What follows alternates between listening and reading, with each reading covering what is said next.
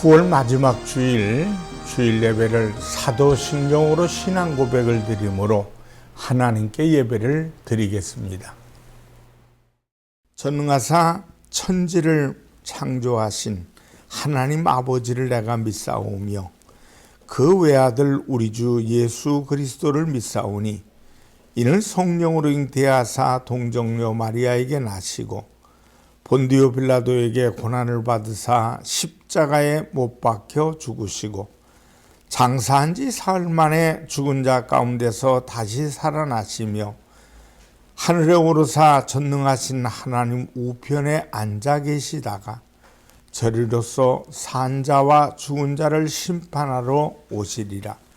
성령을 믿사오며 거룩한 공예와 성도가 서로 교통한 것과 죄를 사하여 주시는 것과 몸이 다시 사는 것과 영원히 사는 것을 믿사옵나이다. 아멘. 찬송가 519장으로 하나님께 영광을 돌립니다.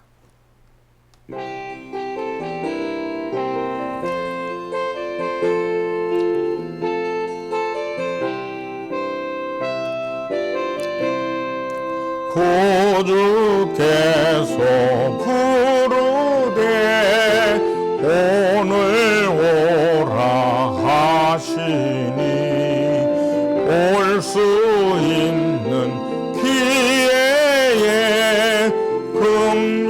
긍휼함을 받으라. 널 위하여 피시는 주의 음성 들으며 주의 약속 믿어서 내 구주로 섬기라. 구주께서 널 위해 기다리고 계시니 모든 고통 두려움 주께 와서 아뢰라. 풍성하신 그 은혜 자비로운 그 사랑 회개하고 주께 와 간구하여 얻으라. 모든 죄를 떠나서 회개하고 나오라. 주가 용서하시고 너를 영접하시라. 눈보다도 더 이게 너의 마음을 씻어서 내 마음에 천국이 임하도록 하리라. 지체 말고 주께로 어서 바삐 나오라. 예비하신 구원은 지금 받을 은혜라. 좋은 기회 놓치고 슬피 후회 말지니 지금 문을 두드려 구원함을 받으라. 기도드리겠습니다. 하나님이 우리를 사랑하셔서 9월 한 달 하나님의 은혜 가운데 살아오게 하셨음을 감사합니다. 하나님, 우리를 사랑하신 하나님께서 나라와 민족과 그리고 온 백성들, 하나님 앞에 손을 모은 백성들을 특별히 하나님의 은혜 가운데 인도하셔서 저들의 간구함과 저들의 간절함이 아름답게 이 땅에 복음이 아름답게 퍼져나가며 천국을 소유하는 백성들의 삶이 되도록 도와주시옵소서. 이단 사설들이 판치는 아버지 세상이 되었는데 이제 이단을 물리치고 아버지 원수마귀 틈 못하도록 날마다 하나님의 성령께서 함께하는 나라와 민족이 되도록 도와주시옵소서. 하늘의 복과 땅의 복을 찾는 이들에게 하나님을 만나는 복을 주시옵소서. 시작부터 마치는 시간까지 함께 하시옵고 예수님의 이름으로 기도합니다. 아멘. 하나님 말씀은 사도행전 7장 20절 말씀부터 34절 말씀이 되겠습니다.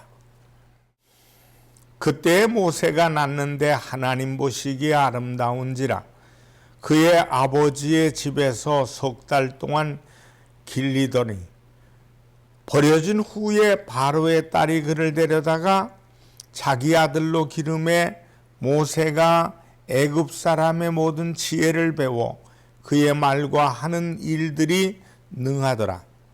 나이가 40이 되매 그 형제 이스라엘 자손을 돌볼 생각이 나더니 한 사람이 원통한 일 당함을 보고 보호하여 압제 받는 자를 위하여 원수를 갚아 애굽 사람을 쳐 죽이니라. 그는 그의 형제들이 하나님께서 자기의 손을 통하여 구원해 주시는 것을 깨달으리라고 생각하였으나 그들이 깨닫지 못하였더라. 이튿날 이스라엘 사람끼리 싸울 때 모세가 와서 화해시키려 하여 이르되 너희는 형제인데 어찌 서로 해치느냐 하니 그 동물을 해치는 사람이 모세를 밀어뜨려 이르되 누가 너를 관리와 재판장으로 우리 위에 세웠느냐? 네가 어제는 애굽 사람을 죽인 것 같이 또 나를 죽이려느냐 하니 모세가 이 말 때문에 도주하여 미디안 땅에서 나그네 되어 거기서 아들 둘을 낳으니라.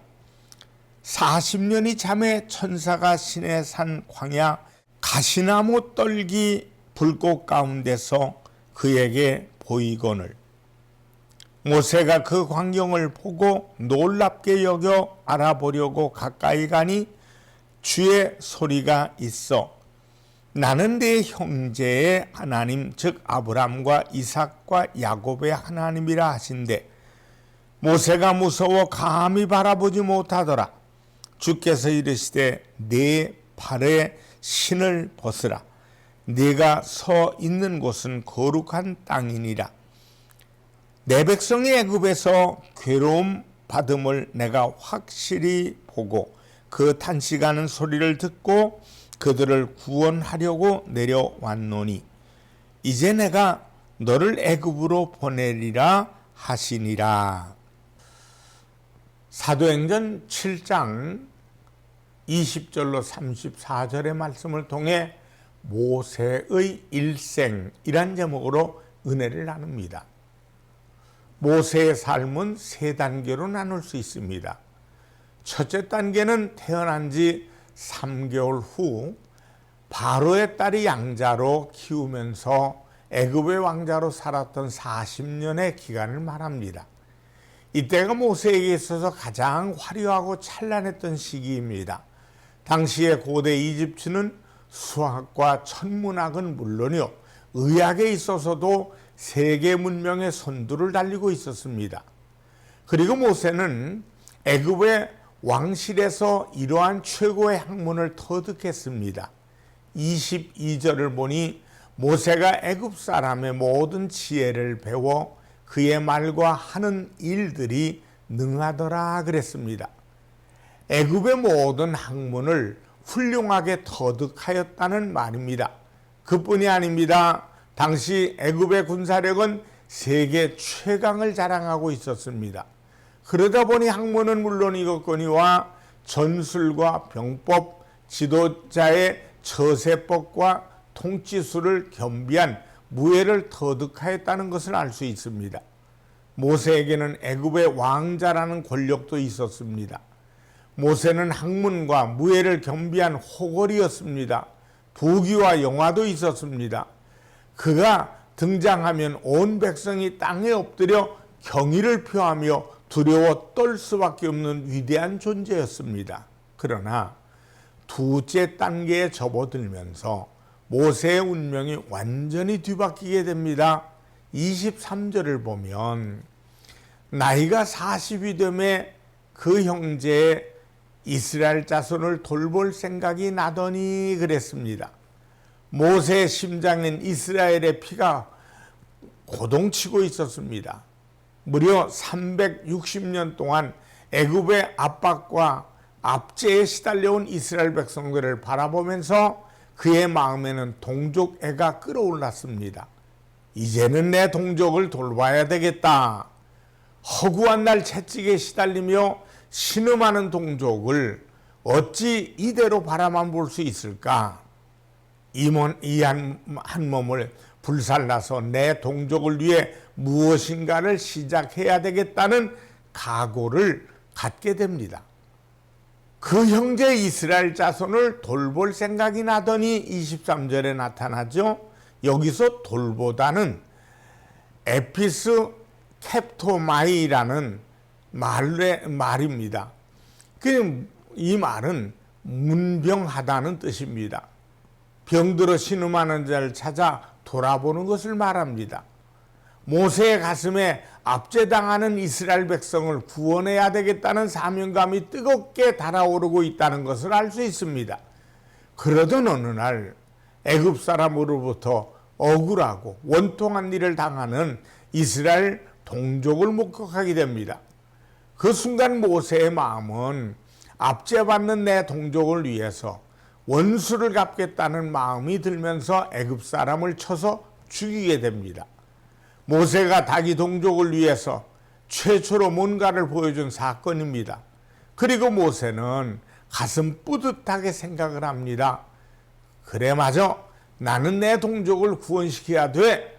내가 애굽 사람까지 죽였으니 이제는 이스라엘 백성이 나를 인정하고 따를 것이야. 그리고 하나님이 나를 통해서 이스라엘을 구원하기 시작하셨다는 것을 백성들이 깨달을 것이라고 생각을 했습니다.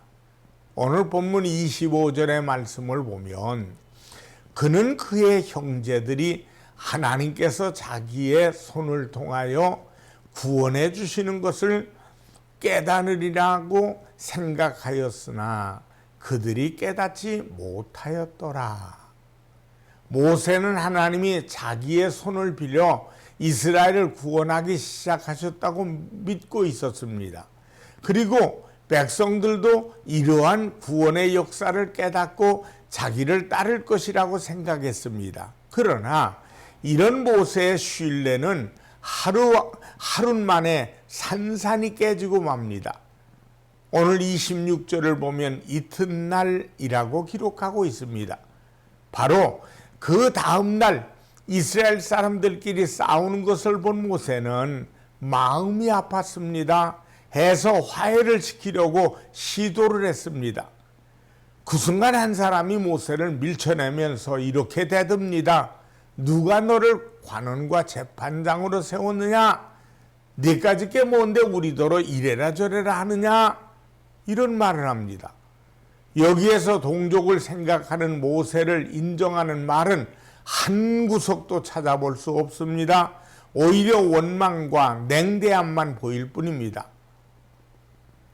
네가 어제는 애굽 사람을 쳐 죽이더니 오늘은 또 나를 죽이려느냐고 대듭니다.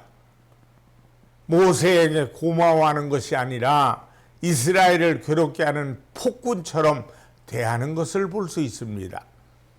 조금 전까지만 해도 모세는 동족을 학대하는 애굽 사람을 죽이고 나서 생각했었습니다. 이제 내 형제들이 하나님께서 내 손을 통하여 구원하시려는 역사를 깨달을 것이다. 그러나 본문 25절은 그들이 깨닫지 못하더라고 기록하고 있습니다. 오히려 내가 또 나를 죽이려느냐고 원망과 반항을 합니다. 이 일이 있은 후에 모세는 미디안 광야로 도망을 갔습니다. 여러분, 모세는 내 동족을 구원시켜야 됐다는 생각을 했었지요. 그리고 애굽 사람까지 쳐서 죽였죠. 왕궁에서 권세를 누리며 평안히 살 수 있었지만은 그런 동족을 위해서 위험을 무릅쓰고 자신을 희생시키며 동족을 보살폈습니다. 그럼에도 불구하고 오히려 원망을 받게 됩니다. 정말로 엎드려서 받들어 나가도 시원치 않을 판행국에 원망과 시비를 걸고 있으니 모세의 마음이 어떻겠습니까? 동족을 위해서 살인까지 마다한 모세였습니다. 동족을 위해서라면 어떤 위험도 희생도 감수하겠다는 모세였습니다. 그런데 오히려 원망을 듣고 있습니다. 이 순간 모세의 마음은 엄청난 절망과 아픔에 휩싸이게 됩니다. 그리고 그 마음을 바꿉니다. 이스라엘을 구원해야 되겠다는 생각에서 이제는 내가 상관할 바가 아니라고 마음을 바꿔먹은 것입니다. 이것에 대해서 스데반 집사는 본문에 이렇게 기록하죠. 29절에 보니까 모세가 이 말 때문에 도주하여 미디안 땅에서 나그네 되어 거기서 아들 둘을 낳으니라. 도주하여 미디안 땅에서 나그네가 되었단 말은 모세의 마음이 얼마나 외롭고 고독했는가를 알게 됩니다. 나그네는 말 그대로 나그네입니다. 쓸쓸함과 외롭고 배고프고 정처 없는 것이 나그네를 상징하는 겁니다. 얼마나 외로웠으면 아들을 낳았을 때 아들의 이름을 게르솜이라고 지었겠습니까? 게르솜은 내가 타국에서 객이 되었다, 이런 뜻입니다. 다음 거기서 아들 둘을 낳으니라라는 말은 뭔가 깊은 뉘앙스를 우리에게 남겨주고 있습니다. 이 말씀을 읽으면서 모세가 모든 것을 포기하고 단념하였다는 인상을 강하게 주고 있는 것입니다. 아들, 딸이나 낳고 평안히 살아보자. 이스라엘 백성이 나를 인정해 주지도 깨닫지도 못하니 내가 무엇을 할 수 있단 말인가? 아니, 이제는 하고 싶어도 할 수 없는 상황이 되고 말았습니다. 해서 아들 둘을 낳고 40년 동안 미디안 광야에 묻혀 살아가는 모세를 보게 됩니다. 이때가 두 번째 단계입니다. 이때는 품었던 생각을 끊어버리는 시기, 즉 단념의 시기라고 말합니다.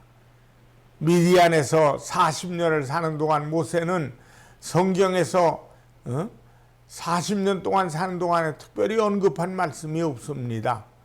모세 역시 옛날처럼 내 종족을 구원시켜야 되겠다고 하는 생각도, 그들을 위해서 뭔가를 해야 한다는 생각도 다 접었습니다. 아니, 할 수도 없습니다. 단념해야만 했고 단념할 수밖에 없는 상황이었습니다. 애굽의 바로와 맨손으로 어떻게 싸울 수 있겠습니까? 게다가 이스라엘 백성은 모세를 인정해 주지 않고 있습니다. 40년 전 왕자로 있었을 당시에는 동족에게 뭔가 해줄 수가 있었습니다. 그러나 지금은 왕자도 아닙니다. 그러니 아무런 힘도 없습니다. 권력도 돈도 없습니다. 그러니 체념할 수밖에 더 있겠습니까? 이제 바라는 것이 있다면 아들, 딸 낳고 단란한 가정을 꾸려나가는 것이 모세에게는 최선의 길이었습니다. 그러나 이렇게 단념하고 평범하게 살아가는 모세에게 또 한 번의 전환점이 찾아옵니다. 30절을 읽어보면 40년이 참해라고 했습니다. 이 말은 스데반 집사는 계속해서 이 말을 통해서 설교를 이어가는 거죠. 무려 40년 동안 모세는 광야에 묻혀 야인으로 살아가고 있었죠. 그리고 그의 나이 벌써 80이 되었습니다. 문득문득 타오르는 사명감도 이제는 다 포기할 때가 되었습니다. 만일 제가 모세였다면 그랬을 것 같습니다. 하나님, 제가 이루지 못한 사명을 제 자식 때에 가서 이루어 주세요. 제가 못 이룬 것 다른 하나님의 사람을 선택해서 이루어지게 하세요 라고 했을지 모릅니다. 그러나 하나님은 모세를 찾아오셨습니다. 다른 사람이 아닌 모세를 통하여 일을 이루시기 위해서입니다. 이스라엘 백성들은 모세를 인정하지 않았습니다. 그러나 하나님은 모세를 인정했습니다. 다만 그의 나이 80이 되어서야 불러 쓰셨을 뿐입니다. 백성들은 모세를 원망하고 비방합니다. 그러나 하나님은 모세를 80년 동안 기다리시며 준비시켰습니다. 사랑하는 성도 여러분, 모세에게 있어 미디안 광야 40년의 세월은 처절한 아픔의 시기였습니다. 고독의 시기였습니다. 아픔과 눈물의 시기였습니다. 오죽하면 아들 이름을 게르솜이라고 지었겠습니까? 그러나 겉으로 보기에는 최악의 상황이었지만 하나님 편에서는 준비되는 시기였음을 믿으시기 바랍니다. 혹 여러분이 지금 미디안 광야의 시기에 놓이지 않았는가? 남들은 실패라고 말하지만은 하나님 편에서는 준비의 시기라는 것을 기억하시기 바랍니다. 남들은 나를 가리키며 안 됐다고 말하지만 하나님은 머지않아 나에게 역사하실 좋은 것을 예비하고 계신다는 것을 믿으십시오. 모세를 통하여 이토록 엄청난 영광을 이루실 줄 누가 알았겠습니까? 내 인생에 은총을 베푸시고 예비하시는 주님의 손길을 믿고 나갑시다. 백성들은 모세를 원망하며 말하기를 누가 관원과 재판장으로 삼았냐고 따졌습니다. 그러나 스데반은 이렇게 말씀합니다. 오늘 7장 35절로 36절에서 그들의 말이 누가 너를 관리와 재판장으로 세웠느냐 하며 거절하던 그 모세를 하나님은 관리에 속량하는 자로 보내셨으니 이 사람이 백성을 인도하여 나오게 하고 애굽과 홍해와 광야에서 40년간 기사와 표적을 행하였느니라. 이스라엘이 버린 모세를 하나님은 저들의 지도자로 세우셨으며 동족이 부인하던 모세를 들어 저들의 관원과 재판장이 되게 하여 구원의 역사를 펼쳐나가셨던 것입니다. 이렇게 하나님의 손에 이끌려 이스라엘의 지도자로 수임받던 40년의 세월이 있었으니 이때가 제 세 번째 단계입니다. 사랑하는 성도 여러분, 우리도 모세처럼 한때 부푼 꿈을 안고 있었을 때가 있었습니다. 그러나 이제는 내 동족이 나를 인정해주고 나를 따를 것이라는 기대가 그 다음날 산산이 부서진 것처럼 실망과 좌절을 경험하게 되는 것이 우리 인생입니다. 꿈도 희망도 체념하고 단념한 채 하루하루를 그냥 그렇게 살아가야만 하는 미디안 광야 시기가 우리에게도 분명히 있습니다. 그러나 이것을 잊지 마십시다. 하나님이 그런 모세를 찾아 오셨다는 사실, 이제는 가망이 없고 비전이 없다고 생각될 때 하나님이 찾아와 역사하신다는 사실을 잊지 맙시다. 인생에는 절망이 수없이 찾아오게 됩니다. 내 계획과 꿈이 무산되고 애를 써도 열매를 맺지 못할 때 우리는 절망하게 되고 체념의 세월을 보내게 됩니다. 그러나 하나님께서 메마른 호렙산으로 나를 찾아오시는 은총을 기억합시다. 그리고 나를 들어 영광의 도구로 써주신다는 것을 잊지 맙시다. 하나님의 때가 다시 도래한다는 소망을 가지십시오. 이미 꺼져버린 소망을 다시 성취하시는 하나님이시요, 이미 단념해버린 내 인생을 다시 시작하게 하시는 하나님이시요, 힘없는 모세를 들어 애굽의 바로를 대항하여 이기게 하시는 하나님이심을 믿읍시다. 늙은 모세, 기백도 다 꺾여버린 모세, 예전에 용기 백배했던 모세가 아닌 내가 어찌 바로 앞에 설 수 있느냐고 발뺌하며 떨던 모세를 찾아와 새 일을 일으켜 가시는 하나님께서 오늘 힘을 잃은 저와 여러분에게 새 역사를 시작하실 줄 믿습니다. 이와 같은 놀라운 역사가 여러분의 인생에 펼쳐지는 은총이 충만하시기를 주님의 이름으로 축원합니다. 기도하겠습니다. 살아계신 하나님 아버지, 모세의 일생을 3단계로 보면서 하나님 화려했던 때, 힘 있을 때, 능력 있을 때 쓰임받는 것이 아니라 하나님이 쓰실 때 쓰신 것처럼 하나님 가장 귀한 때 나를 쓰시고 우리를 써주시고 우리가 쓰임받을 때마다 하나님 놀라운 역사와 기적을 하나님이 허락하여 주시옵소서. 오늘 하나님 앞에 문제를 있는 그대로 나왔습니다. 병든 대로, 못난 대로, 부족한 대로, 연약한 대로 나왔지만은 십자가의 은혜를 믿는 우리들에게 예수님의 보혈의 피로 건강, 기적과 은혜가 충만하게 될지어다. 평강과 은혜와 기적이 임하게 될지어다.